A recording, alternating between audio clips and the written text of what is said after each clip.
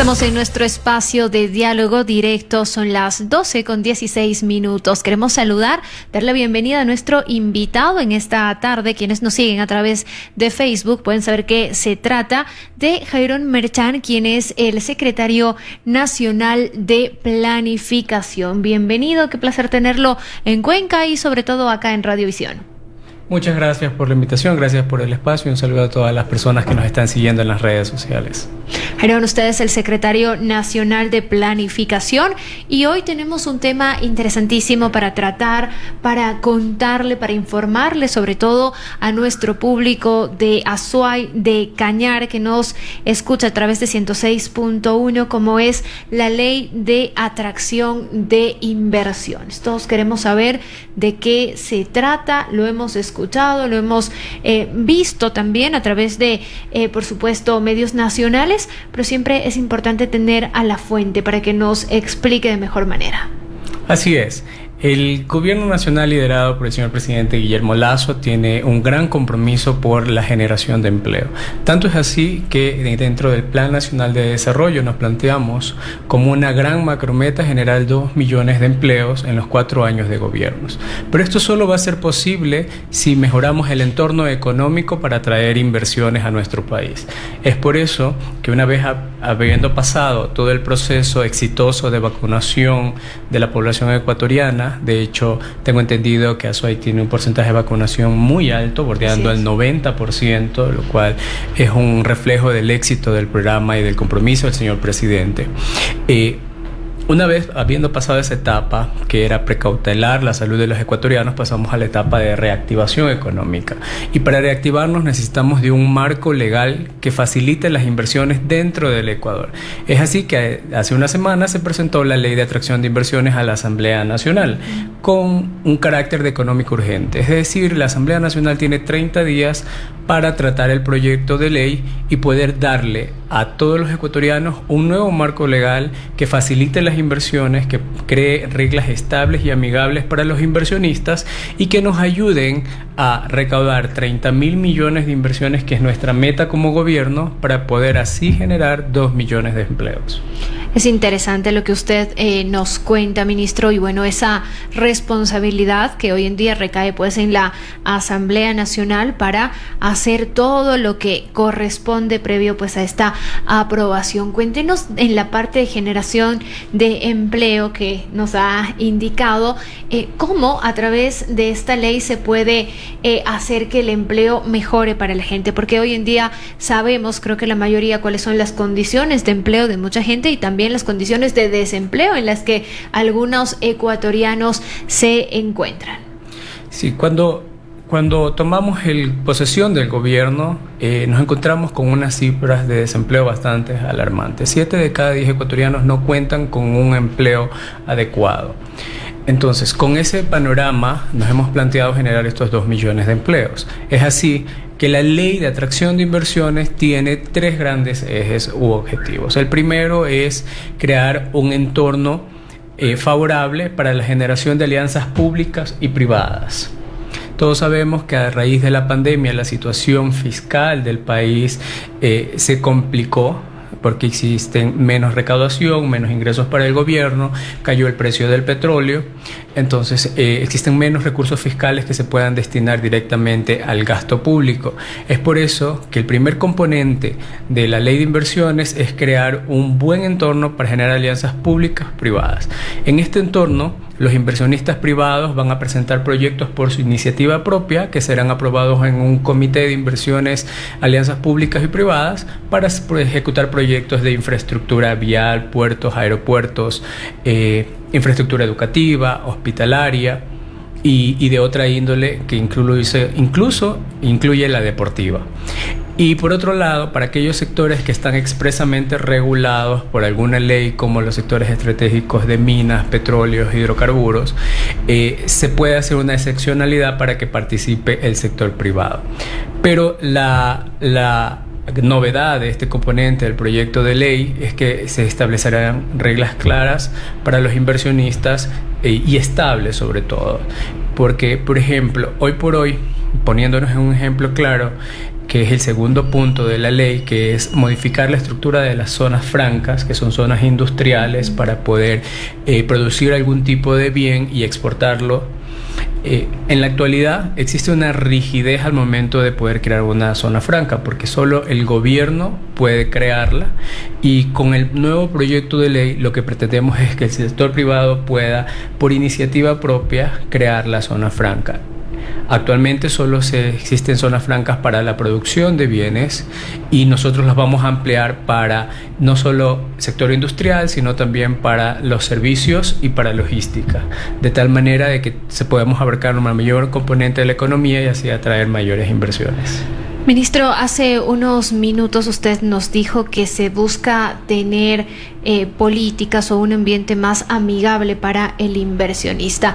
¿A qué se refiere o cuáles serían los cambios más puntuales que se puedan hacer a lo que hoy en día existe para ser precisamente amigables con el inversionista? Y por otro lado, le pregunto cómo también se protege de cierta manera, no sé si esa es la palabra indicada, pero a la industria ecuatoriana, ¿no? De que esas inversiones, más allá de el objetivo que se tiene, puedan llegar a perjudicar quizá a la empresa ecuatoriana que está produciendo el mismo bien u ofertando el mismo servicio que una empresa que viene con una inversión quizá extranjera mucho más fuerte, mucho más grande, pueda ir absorbiendo quizá lo que ya está en el Ecuador. Son temores que puede existir dentro de los diferentes sectores y que creo que vale la pena poderles aclarar.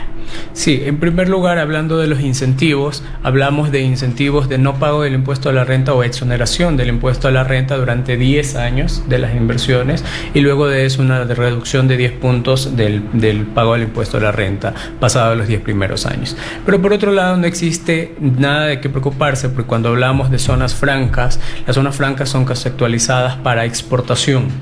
Entonces viene una inversión extranjera, se ubica en un espacio geográfico del país y todos sus productos saldrán libres de impuestos, pero solo si van al mercado exterior. Si quieren comercializarse dentro del mercado nacional, van a tener que pagar todos los impuestos como cualquier importación que se hace actualmente. Entonces la industria nacional no va a tener una desventaja de tal manera, porque si se decide ingresar esos productos que se crean en una zona franca, tendrán que ingresar como una importación normal, pagando todos los impuestos y con condiciones similares a los productos que se producen localmente.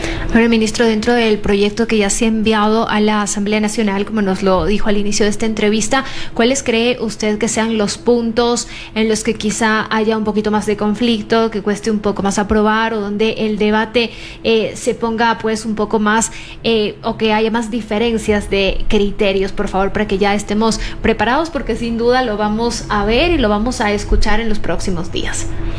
Definitivamente la ley de inversiones plantea un nuevo marco jurídico innovador, como le digo, con reglas estables y amigables para los inversionistas, que no debería de crear ningún conflicto dentro de la Asamblea Nacional, sobre todo si la Asamblea Nacional quiere darle el apoyo a todos esos 7 de cada 10 ecuatorianos que hoy no cuentan con un empleo adecuado, y esperamos que así sea. Caso contrario, recordemos que es un proyecto con carácter económico urgente, y si al cabo de 30 días la Asamblea no llega a un acuerdo interno, entrará en vigencia por el Ministerio de la Ley, que es el mecanismo que puede invocar el presidente. Eso también es importante conocerlo. ¿Hay algún, no sé, temor quizá de que dentro de la Asamblea no se dé este tratamiento de urgente o no se apruebe como se esperaría por parte del Ejecutivo? Sabemos que a veces los temas políticos pueden interferir mucho, incluso en lo que llega a beneficiar a la mayoría de los ecuatorianos. No debería ser así, pero hemos visto situaciones en las que esto ocurre. En casos como este, ¿se intervendría de esta manera o se está preparado para tomar decisiones? Bueno, la Asamblea Nacional es un escenario político por excelencia, ¿no? Donde las distintas bancadas tienen sus visiones sobre cómo debe manejarse la economía. Entonces, durante toda esta semana se han realizado las comparecencias. El día de ayer estuvo el ministro de Finanzas, estuvo el ministro de la Producción, el subsecretario de la Presidencia, defendiendo y dando sus puntos alrededor de la ley de inversiones. y tengo entendido que el proceso está fluyendo de la mejor manera y creo que estoy seguro que la Asamblea se va a poner del lado de los ecuatorianos y va a apoyar este proyecto de ley que es tan importante para la reactivación económica que tanto necesitamos. Ahora, ministro, quizás se tiene información, conocimiento que podamos compartir con el público de inversionistas que están interesados precisamente en traer estos capitales al Ecuador y que quizá están a la espera de la aprobación justamente para dar inicio a las actividades. Efectivamente, dentro de la gira que hizo el señor presidente a China hace unas semanas, se realizó una rueda de negocios donde se presentó el portafolio de inversiones que posee el Ecuador, que son 30.000 millones de dólares en portafolio, con las 22 empresas más grandes de China, ¿no? Ahí se les presentó un portafolio de 10.000 millones de dólares y ya ha rendido sus primeros frutos. Hace 2 semanas la ministra de Salud ya firmó el primer convenio para que se instale en Ecuador una planta de producción de vacunas de Sinovac contra el coronavirus. Ya en los próximos días ya hay que afinar los detalles legales para que empiece ya a ejecutarse ese proyecto de inversión, y esas son el tipo de inversiones que estamos buscando, que se asienten en el Ecuador, que generen empleos y sobre todo que vengan con una tendencia a quedarse a mediano a largo plazo. Qué importante conocer que precisamente hay resultados de estas gestiones. Dentro de la Secretaría Nacional de Planificación, entendemos que esta es una ley en la que se ha trabajado muchísimo, pero queremos saber en qué más pues se está trabajando siempre por el beneficio de los ecuatorianos. Sí, el rol de la Secretaría Nacional de Planificación es, en primer lugar, elaborar el Plan Nacional de Desarrollo, ¿no? Que para este periodo presidencial se denomina el Plan de Creación de Oportunidades, que tiene 5 ejes: el eje de creación de empleo, que es el principal, con esta meta de generar 2 millones de empleos; el eje social, que tiene una gran meta, que es la disminución de 15 puntos de la pobreza multidimensional. Y esto teniendo en claro que la pandemia azotó fuertemente a nuestro país y se incrementó muchísimo el porcentaje de pobres que viven en nuestro país. Entonces, por eso nuestro reto es disminuir en 15 puntos el nivel de pobreza multidimensional. En el eje de transición ecológica tenemos una visión clara de que el desarrollo económico no puede ser a costa del sacrificio del medio ambiente, y es por eso que tenemos una serie de metas que el ministro Manrique ha incluido, como incrementar las hectáreas de protección hídrica de fuentes de agua en 280.000 hectáreas, que es un gran porcentaje. Actualmente existen solo 16.000 hectáreas protegidas y queremos incrementarlas. Luego tenemos el eje de seguridad, porque heredamos una seria crisis de seguridad en el país. Creo que todo el país se ha enterado de los acontecimientos en las crisis carcelarias, en la zona 8 de planificación, que está comprometida principalmente por Guayaquil, y nuestra meta es disminuir los índices de inseguridad, de muertes violentas, y teniendo eso en claro, el señor presidente movilizó al Viceministerio de Seguridad a la ciudad de Guayaquil, destinó 9 millones de dólares en las últimas semanas para que se ejecuten acciones claras para fortalecer la Policía Nacional y para que los ecuatorianos podamos, en última instancia, vivir en paz. Y finalmente tenemos el quinto eje, que es el eje institucional, donde estamos comprometidos en la lucha contra la corrupción, y es así que estamos trabajando desde la Secretaría, de la mano de la Presidencia de la República, en la construcción de la Política Nacional Anticorrupción, que ya hemos estado haciendo algunos procesos de socialización para construirla desde la ciudadanía y la academia con la Secretaría Nacional de Planificación. Bueno, muchísimas gracias por acompañarnos en esta tarde, por traernos toda esta información. Esperamos que espacios como estos se puedan repetir y que exista justamente eso, ¿no? Esa visita, ese recorrido por el país para informar de ustedes, que son una fuente oficial pues a la ciudadanía. Gracias a ti por el espacio y gracias a todas las personas que nos están viendo y escuchando.